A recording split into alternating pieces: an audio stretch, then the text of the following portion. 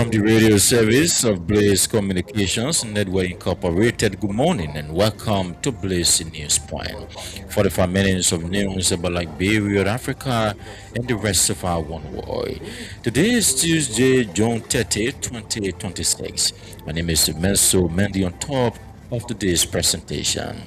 Stories topping the headlines. President of the National Rubber Brokers and Farmers Union of Liberia, James Seka, threatens to challenge President Joseph Boakar's executive order number 166 before the Supreme Court, describing it as unconstitutional and harmful to rubber farmers. Political analyst Abdullah Kiatama terms Liberia's opposition community as weak, accusing opposition parties of failing to effectively challenge the government on key national issues. Criminal Court C reserves ruling on a motion to justify the criminal appearance bond of former Chief of Protocol Norad Findabondo following the heated argument between government and defense lawyers. And away from Liberia, authorities in the Democratic Republic of Congo bans mass gatherings in the capital Kinshasa and treat other provinces as part of efforts to prevent the spread of Ebola. The news bulletin, the voices of those making the news post, are all packaged on today's presentation. But first is Stephen Taru and the news bulletin. Good morning, Stephen. Good morning, Mendy.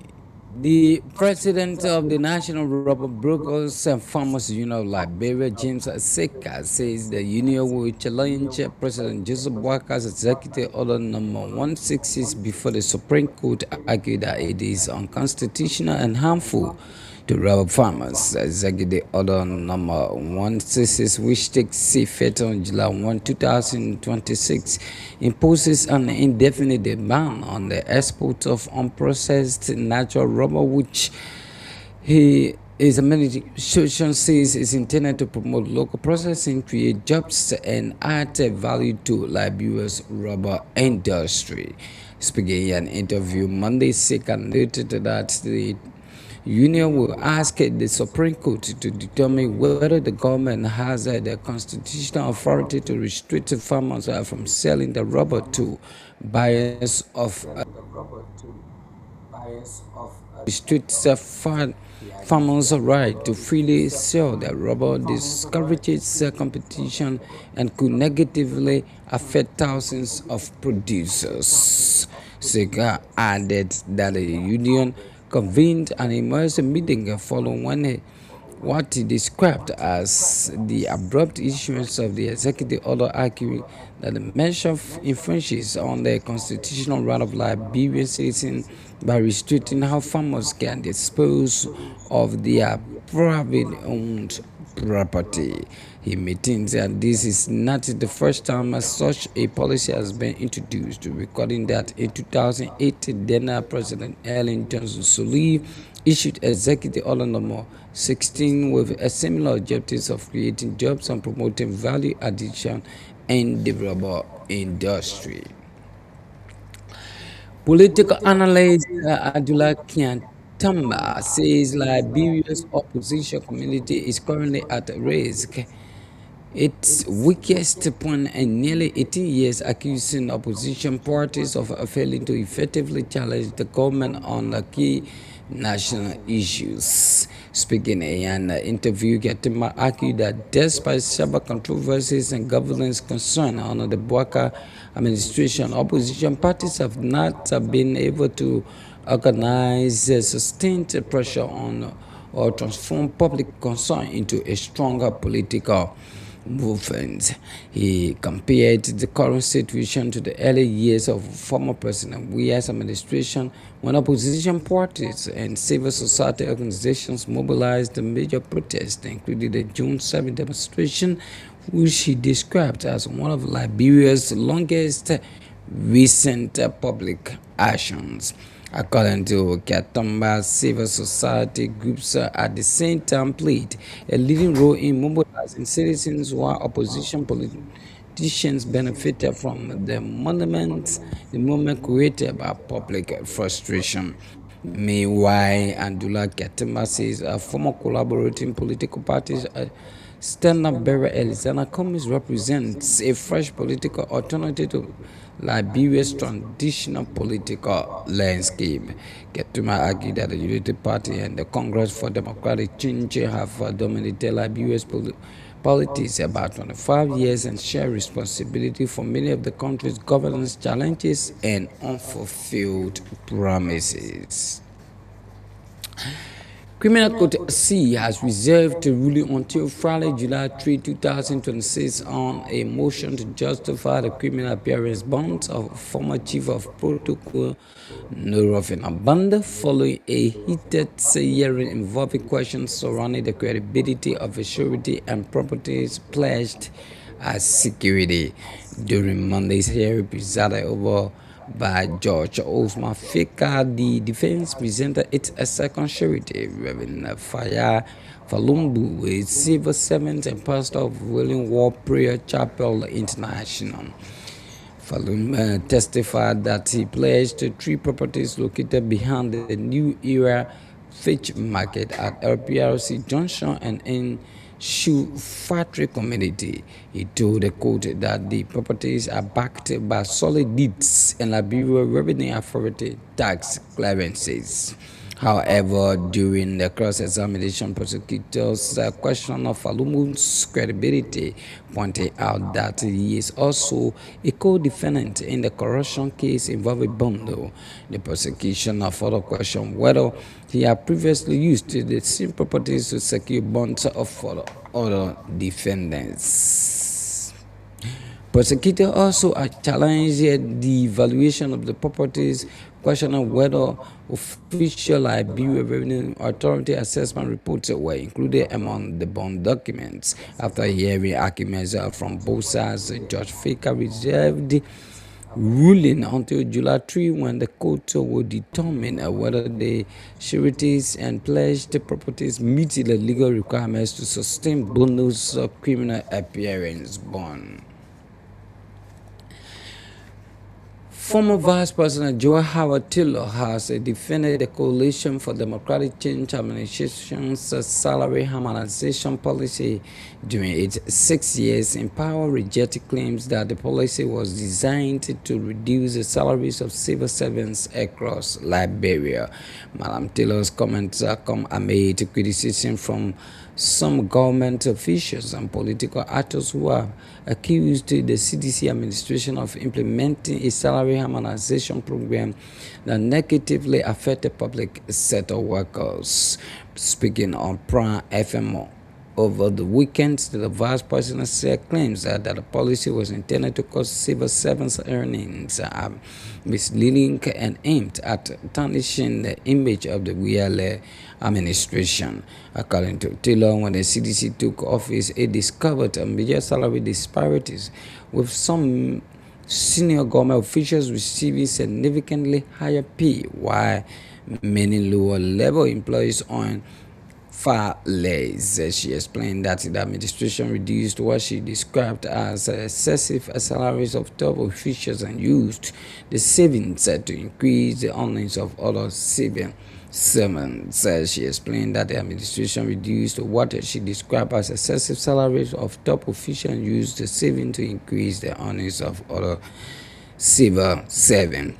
Meanwhile, Joel Howard Taylor has criticized the government's handling of the cocaine seizure at the Roberts International Airport, describing the response as selective and a double standard. India's ambassador to Liberia, Manoj Buhari Vimna, has inaugurated the first ever India corner at Liberia's National Public Library in Monrovia. The initiative, established through a partnership between the Ambassador of India and the Center for National Documents and Records Agency, is aimed at promoting cultural, educational, and knowledge exchange between Liberia and India. Speaking during the ceremony, Ambassador Verma described the Indian Book Corner as a valuable resource that will provide Liberians with an opportunity to learn more about India's history, cultural development, and global contributions. For his part, That's Sandra, Director General Nelson Bignell, welcomed the initiative, describing it as an important opportunity for students, researchers, and the general public. The Bernard called for increased cooperation with India, including expanded scholarship opportunities, support for library development, and assisting toward modernizing Liberia's national archives. Meanwhile, National Library Director Chris Gilate described the establishment of the India Corner as a major addition to Liberia's knowledge and learning environment.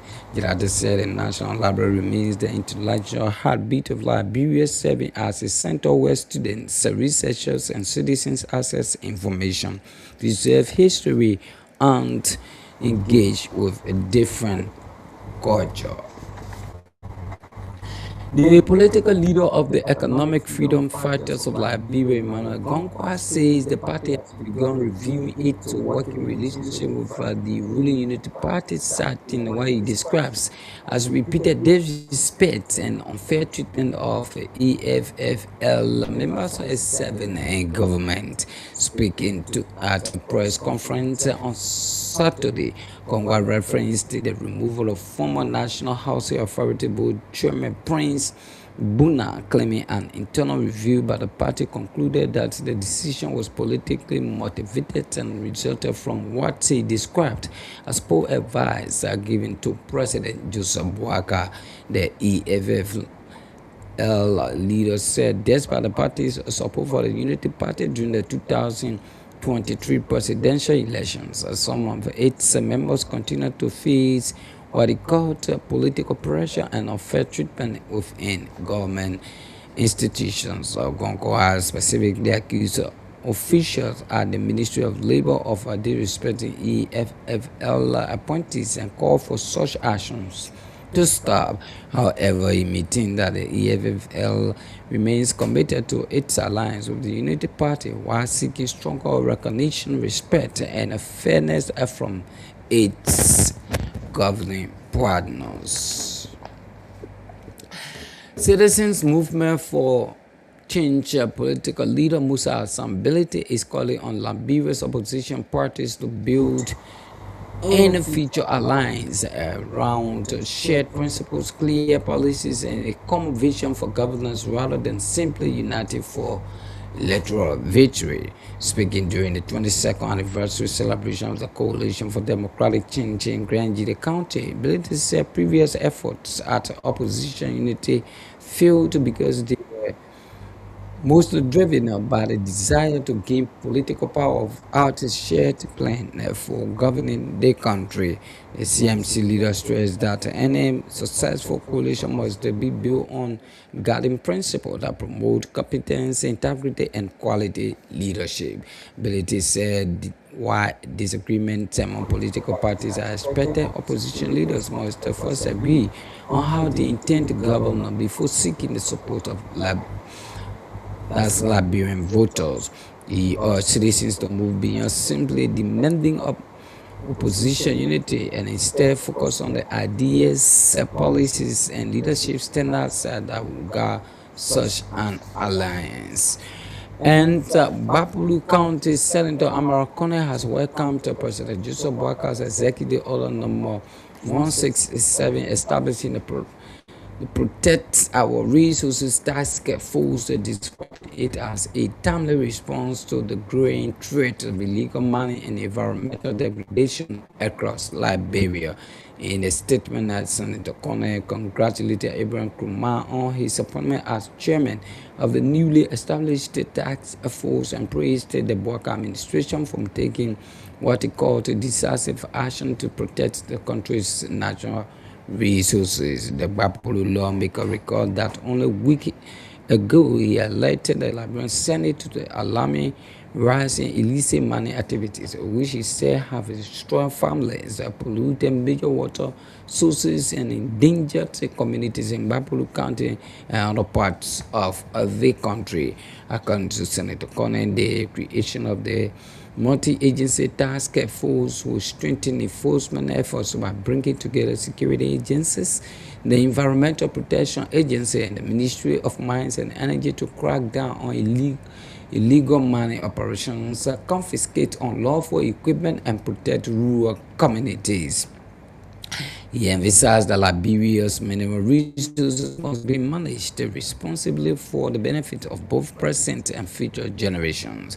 Senator Connor also called on county authorities, traditional leaders, elected officials, and citizens to cooperate with the task force by reporting illegal mining activities while pledging the legislature's continued oversight and support for the initiative. Blaze News. Still entitled with the news bulletin is indeed a regular featured on Blaze in News Point. For new, fast, factual, and always up to date.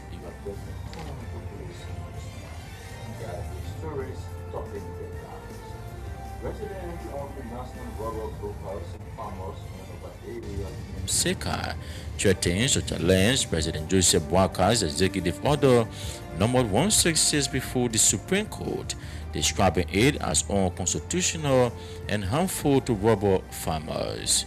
Political analyst Abduraki Atama terms Liberia's opposition community as weak, accusing opposition parties of failing to effectively challenge the government on key national issues. Criminal Court reserves ruling on a motion to justify the criminal appearance bond of former Chief of Protocol Noah Findabono following a heated argument between government and defense lawyers. And away from Liberia, authorities in the Democratic Republic of Congo bans mass gathering in the capital Kinshasa and treat other provinces as part of efforts to prevent the spread of Ebola. The voices of those making the news posts are still ahead, but this break, to be right back.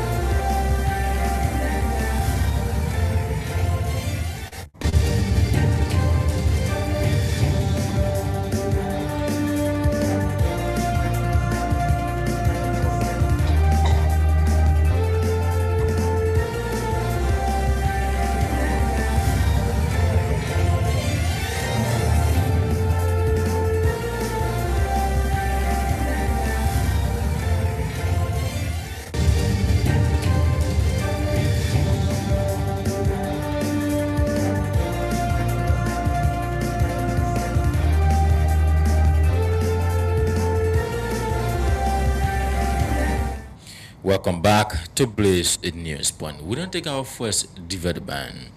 The president of the National Rubber Brokers and Farmers Union of Liberia, James Seka, says the union will challenge President Joseph Boakar's executive order number 166 before the Supreme Court, arguing that it is unconstitutional and harmful to rubber farmers.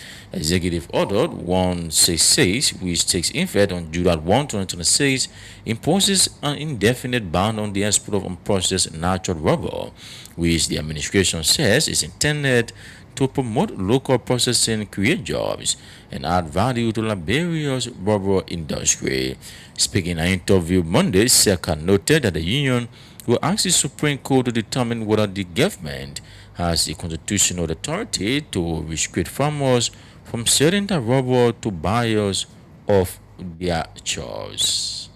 Executive order offered in this country that have brought relief. What it has done is that it suppressed the local producer and it also undermined the national economy. Because when that is done and there is no market for us to sell our rubber, when Firestone then telling us that, oh, you sold last month, so this month you will not sell, giving you number, they giving you a code, now your time to sell. My own property that I planted that you didn't help me, that you the one will restrict me to sell it. I'm not working for government. I'm not working for the company. it. So what happened to my family? And as a result, around 2017, I was forced to take my son from Codington to send him to UAL because I could not afford. And a lot of things followed it. So I think our President Boubacar, was supposed to know very well that when they executive order a part, the thing that can follow it, the suffering that can follow it. They also undermine the economy. Farmers got this enchanted. They cut down on their farm, bringing it into charcoal. We had to move from candidate to candidate targeting the farmers so that they can exercise restraint. Now, in recent times, there have been some improvement. I think you, the press, you can be a witness. See the number of buying stations across the country. See how the price has gone up. See how businesses are booming. See how children that were out of school are going back to school. See how parents who were not able to send their children for higher education are now sending them. Then you come and buy again with it. So that we feel that it is not fair for all. And in this time, in as much we respect the government and we elected the government, we will have to test the law. This is constitutional. I think we will be going to the Supreme Court to test this law to see whether there's a law in Liberia that gives right to government to take away people's property and force you to sell to who you don't want to sell to people who are being exploiting you, people who do not help you. I think that this market should be an open market. Firestone is one, Jetty is one, Lot is another, and they're being bought by the Agriculture Minister Alexander Nutter. And the worst part about it, now I think this is why it's happening. We have an existing memorandum of understanding with the government of Liberia through the Ministry of Agriculture.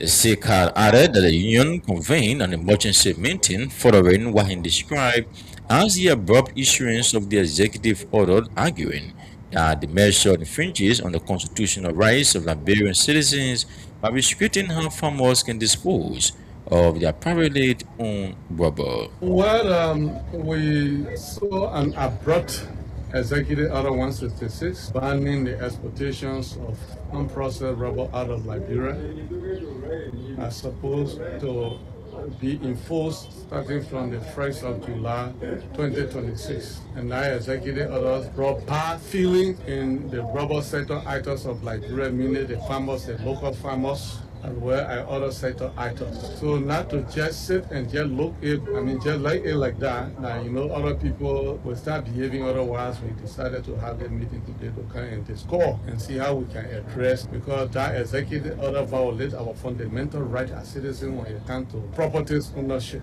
I don't think it's legal for us to be suppressed for our own property. This is not the first time for executive order to be imposed. In 2008, executive order 16 was imposed by President Ellen Johnson Sirleaf, the former president, with the same wording to create jobs, to add value. And from that period, we are not seeing any of the companies that behind the executive order. We are not seeing one of them even producing rubber bank. I'm not even talking about Compton. But what it does is that whenever this ban is imposed, it affects we, the local producer. And when I was planting my rubber, nobody helped me. Government did not help me. No community helped me. I did everything by myself. And what I sustained my family with on that banking, the few processing companies that are always going after it with the backing of the Rubber Planter Association. Whenever it happened, they will drop the price of the rubber, and they themselves don't even have the financial capacity to buy the rubber. We find it difficult to access market to sell our rubber. So that it affected all at the time. I lost huge money on the field. Besides being a farmer, I was also buying. I lost my investment until 2010 before a mass protest in Maryland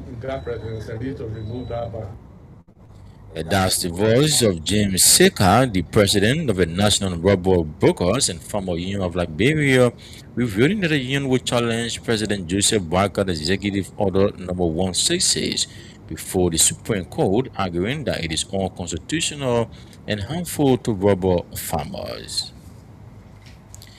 Political analyst Abdullah Kiatama says Liberia's opposition community is currently at its weakest point in nearly 18 years, accusing opposition parties of failing to effectively challenge the government on key national issues.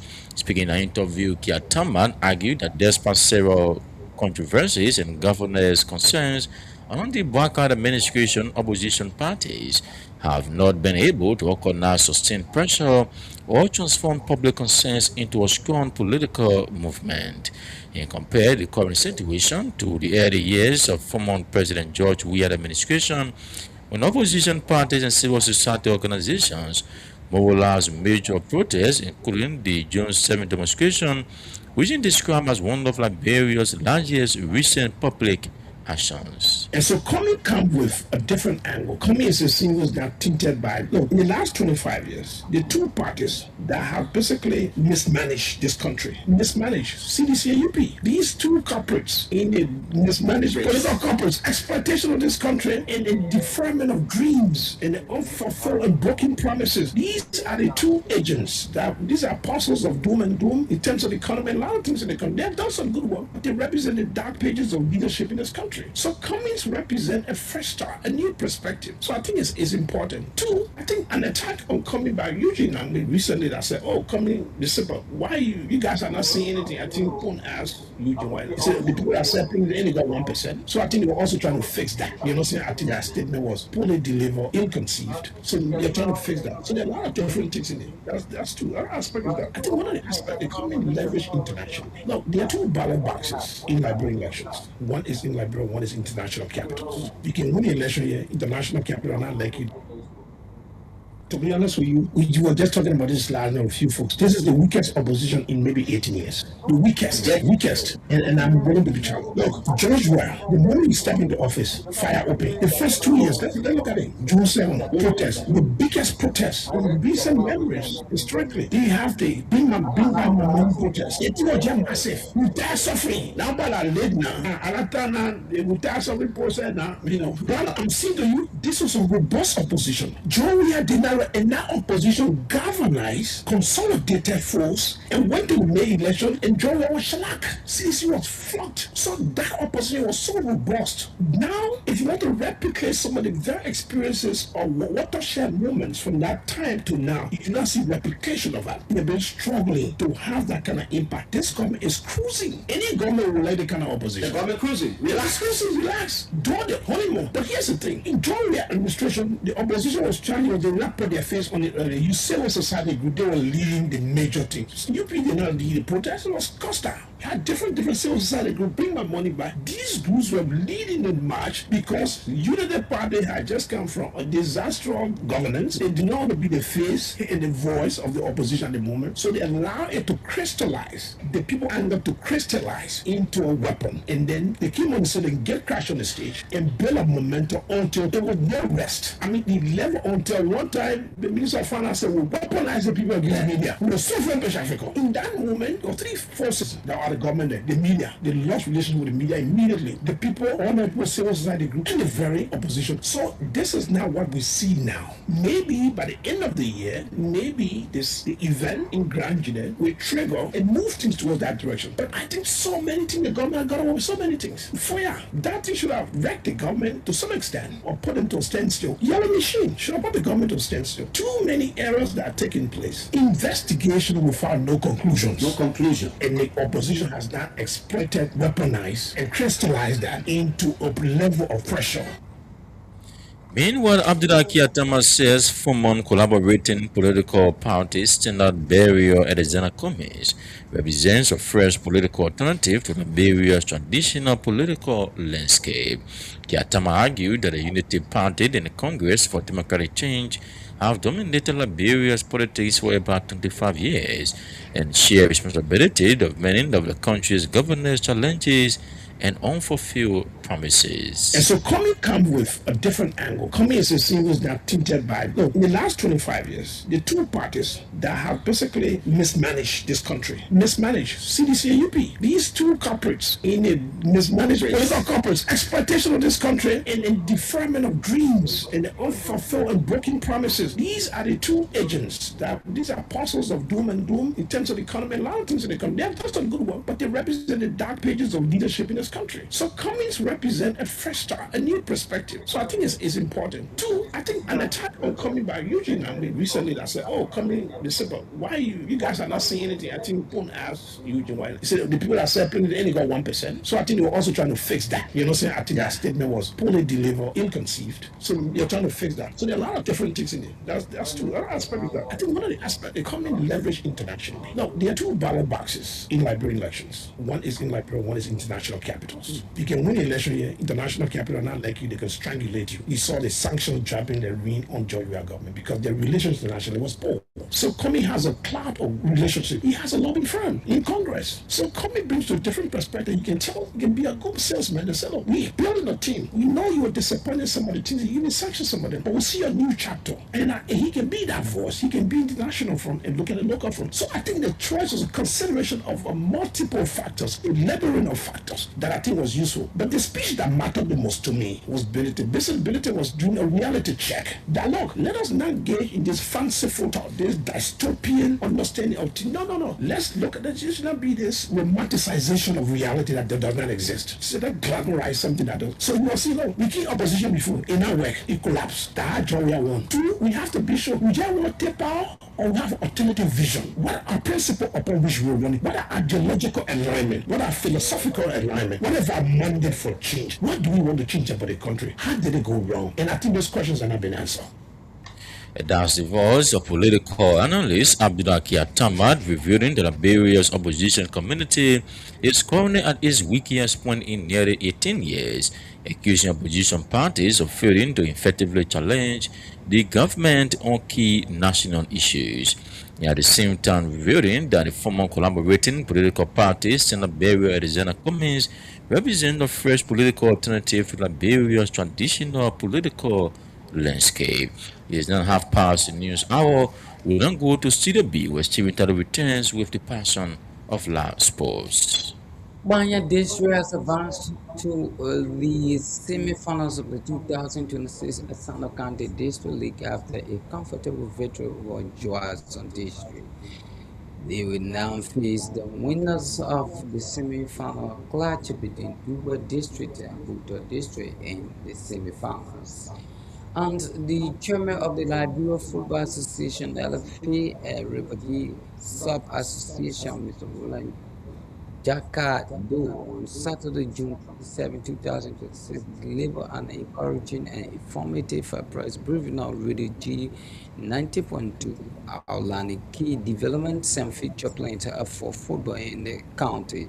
Speaking during the live radio appearance, Mr. Doe highlighted the Sub Association's ongoing commitment to promoting grassroots football and strengthening the development of the sports across the county of River G. He emphasized the importance of a unity among clubs, officials, and supporters as a driving force for progress. Mandy is back to you. Steven Tado with the passion of live sports is indeed a record featured on Blaze News Point. We don't take more development. Former Vice President Joe Howard Taylor has defended the Coalition for Democratic Change administration salary harmonization policy during the 6 years in power, rejecting claims that the policy was designed to reduce the salaries of civil servants across Liberia. But Taylor's comments come amid criticism from some government officials and political actors who have accused the CDC administration of implementing a salary harmonization program that negatively affected public sector workers. Speaking on Brown FM over the weekend, the former vice president said claims that the policy was intended to cause civil servant earnings are misleading and aim at tarnishing the image of the Weir Taylor administration. I know another issue that citizens had, they said, oh, we harmonized their salaries, which was not the truth, where it began a process of making people look at people funny. What did President Weir do about the salary issue? There are some people in government making serious money, 10,000, 12,000, 15,000, and the people at the lowest level are not even making $250. Those people are teachers, security people, the people at the lower level, health workers. So what do we do? In order to find money, and mind you now, by the time we got into power, Bill had left. Government was really on its own. Then we had COVID. So we had a lot of issues that tampered with the financial stability of the country. So the only option we could take was let's readjust the salary business. The people who are making too much, take some of it,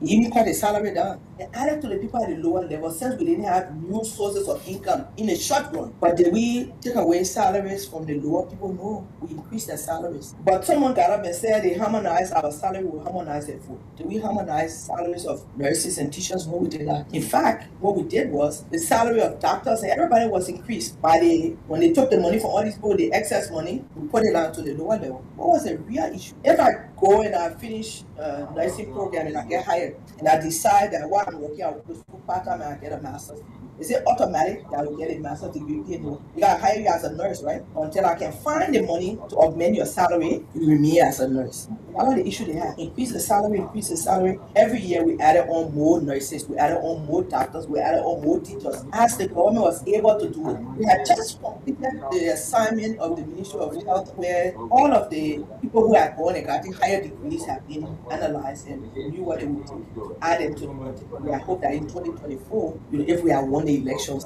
that would have come now on board. But somebody got and said they harmonized our salary. We never harmonized anybody's salary. Another issue was if half of our pay, I think 80% goes in US and 20% goes into Liberian dollars. Your Liberian dollar salary will never be the same every month because every month the rate changes, and they were raising issue about that. But the government doesn't own US dollars, so if the rate changes up or down, it will be reflected in your Liberian dollar. Meanwhile, Joao Tido has criticized the government handling of the cocaine seizure at the Rabos International Airport, describing the response as selective and a double standard.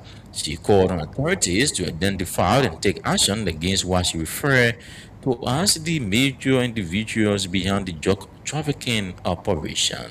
It's just satirical that we now have this kind of a volume of cocaine. I'm even talking about kush here. That's one of small drugs that have entered our country. How did they get here? Because that means they were already on the ground before they packaged it to try to ship it. Was this the first time? Is this the second time? What is it going on? I think the government is still being tight-lipped on the issues. And I saw Pish, the son of Musa Belete, today in jail. I think they need to free him. Because he's smoking your own opium, was he selling drugs? The law is for those who are the sellers of the drugs, the traffickers of the drugs, not for users. Look at my friend the other day, 2 days, when harassing, when he horse, take a horse upside down, what the other artists. I mean, you got your small marijuana, you're smoking your horse, people go there, take it, bring police, embarrass you, handcuff you, parade you around the country. Can you imagine? Now we have this kind of thing on here. People say, oh, you can't get the information because it will do this, it will do that, it will do the other. I think it's a double standard. And I think Bucket Raw has small marijuana in his horse. It's one thing he's smoking. He bothering anybody? He selling to anybody? No. I don't think he bought for himself. I'm not saying people should use drugs. Because I'm one of those that have been campaigning heavily against the drug thing. If you are smart, don't start. It's not something you want to start because it's demonic. You won't be able to control yourself. So, but just take a small one. No, it doesn't work like that. You get into that circle, you're in a rat hole that you may not come out of. But I think we need to pay our attention to those who are bringing the drugs in our country, who are trafficking the drugs. And this is a very, very, very serious case. See that amount of cocaine. I've never seen that amount of cocaine in one place in my life. And the fact is that it could have landed here, it was now being shipped just by somebody else double checking. If that person had not double checked, it won't. When you get to the other country, they will deal with it at that level. Our country is now seen as a drug trafficking center, which I think is very bad. After everything we've gone through to end up here, I think the government needs to do much, much, much more than what they're doing. And stop hiding. What are they hiding? In our job we have by now, we got protests in people's minds. Our government were bringing drugs. I remember one incident of drugs coming in a container at the port with some fishing company. Those drugs were confiscated. The report was made as soon as the container landed. Government was able to take, to confiscate it and all like that. That was the only opportunity that I got to hear about any serious drug thing happening. 100 million. But it was caught, confiscated, destroyed. Yet the campaign against the re-election of President Weah predominantly hinged on the issue of drugs. That's the voice of former Vice President Joe Howard Taylor criticizing the government handling of the cocaine seizure at the Rabos International Airport, describing the response as selective and a double standard. At the same time, defending the Coalition for Democratic Change administration's salary harmonization policy during its 6 years in power, rejecting claims that the policy was designed to reduce the salaries of civil servants across Liberia. Sano County Senator Creighton Donkin has criticized both former President George Weah and President Joseph Boycott over their leadership records, accusing the former leader of misusing his time in office and expressing disappointment in the current administration failure to meet public expectations. Speaking during an interview, Senator Duncan said former President Weah was given a strong mandate by Liberians but failed to use his tenure to adequately address the challenges facing citizens. Turning to President Boyka, Senator Duncan said he is disappointed that the administration has not delivered on the promises that led Liberians to elect a leader with more than 4 decades of government experience. When the Liberian people came from the Civil War, we were gearing up for this change. Ellen took it, she delivered it on a peaceful note. Weah took it. When Weah took it, he took it with 14 counties. And only Lofa County, he did not win. That was a clear message from the Liberian people. Very clear. Now, Weah took it, and the only thing I felt he thought about was his celebrity. And he didn't think on the actual reasons why the market women, the Yana boys, the pen riders, those that get up in the morning under the sun and the rain to take care of the family, he forgot the purpose. And I just think I saw that guy becoming a musician. Too much time on his hand. Now, since he left the job, has he produced any new music? Well, not to anyone knowledge. On the issue of this old man, Boyka, I'm so very disappointed also because he was basically 12 years has been a vice president. And when the Liberian people couldn't find anyone, they decided, okay, let's go to the old man. He's old. He doesn't have much to be thinking about. His focus will be on the Liberian people. And so let's give him the opportunity based on the experience of 12 years. The most thing that made me very discouraged about him and his people is that you take our country, you know that the people are suffering. No one should tell that to you. You pass by it every day on a regular basis. And then you allow yourself to be used by the very people who've been using this country from day one, since Tottenham days. And you know how those people used our government officials and exploited this country up to today. You come and sit down there, and it is before 2 years can expire as president, you incorporate the same laws that has been suffering your people over the time, which is this 3% royalty. That's the voice of Sanwo County Senator Creighton Duncan criticizing both former President George Weah and President Joseph Boyka over their leadership records, accusing the former leader of misusing his time in office and expressing disappointment in the current administration failure to meet public expectations. And lastly, of the news, seeing the political leader of the Economic Freedom Fighters of Liberia, Emmanuel Gongo, says the party has begun reviewing its working relationship with the ruling Unity Party, citing what he describes as repeated disrespect and unfair treatment of EFFL members serving in government. Speaking at a press conference on Saturday, Gongo referenced the removal of former National Housing Authority Board Chairman Prince Bonan, claiming an tender revealed by the party concluded that the decision was politically motivated and resulted from what he described as poor advice given to President Joseph Boyka. The EFFL leader said despite the party's support for the Unity Party during the 2023 presidential elections, some of its members continue to face what he called political pressure and unfair treatment within government institutions. Months ago, there was an investigation at the National Housing Authority. That political whistle-blower investigation was done. They removed former Vice Chair Prince Bonan on allegations of corruption. We suspended, in line with good governance practices, our former Vice Chair and investigated the situation at the National Housing Authority. We realized that his removal was politically motivated, and the president was ill-advised to remove him, and we saw that as a direct attack on the Economic Freedom Fighters of Liberia. We continuously notice that the current political arrangement, the elites that they are making decisions for the president continue to wish on our back. They have forgotten that we were the one in the villages and the trenches preventing CDC electoral fraud. They have forgotten that when the current president was prevented from going to his party headquarters to meet his campaign team, that we were the one that opened taken the role of now President to go in the Unity campaign, and in turn, as of today, the party has begun a process to review our working relationship with the Unity Party Alliance. If the alliance must be respect, we too must be respect. Regardless of the number of doors regarding government, we are still respecting the Unity Party Alliance. But as it stands, we believe that because people see growth at the EFL headquarters, they are intimidated by our growth and they are going after our party slots in government and removing our people. Even those we recommended at the Ministry of Labor, they are subjects constant attack and disrespect. Our party leaders at the Ministry of Labor are subjected to constant disrespect and attacks by the Minister of Labor and his officials. And immediately after the press conference, that disrespect ceased to no more.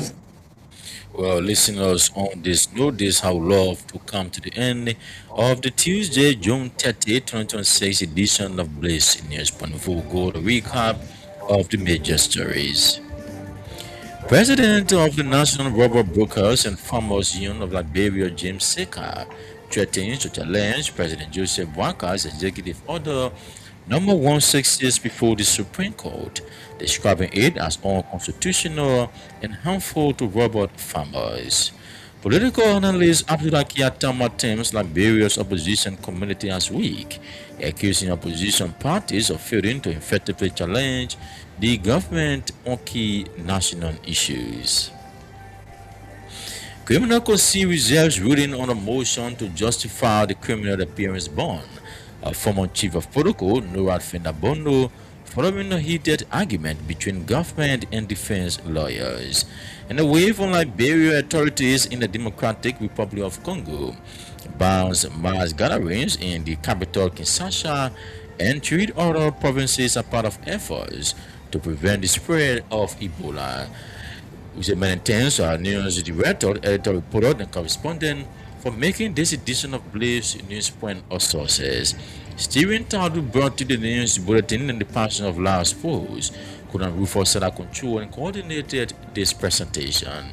On behalf of the News and Current Affairs Department of Blaze Communications Network Incorporated, my name is Menso Mendid Apresenter. Good morning and have a pleasant day from Painesville.